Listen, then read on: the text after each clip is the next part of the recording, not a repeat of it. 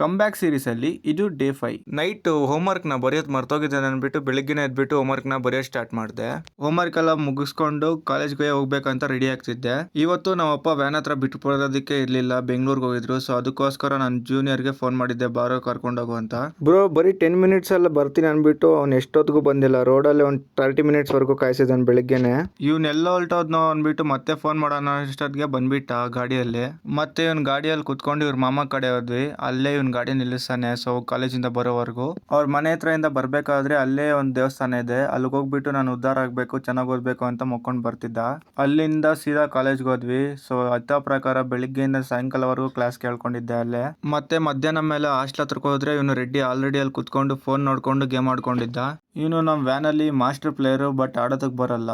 ಈ ನಡುವೆ ಕ್ಲೈಮೇಟ್ ಅದೇನಾಗೋಗ್ತಿದೆ ಗೊತ್ತಾಗ್ತಿಲ್ಲ. ಸಮ್ಮರ್ ಸೀಸನ್ ಸ್ಟಾರ್ಟ್ ಆಯ್ತು ಅನ್ಕೊಂಡಿದ ತಕ್ಷಣ ಮಳೆ ಬರ್ತಿದೆ.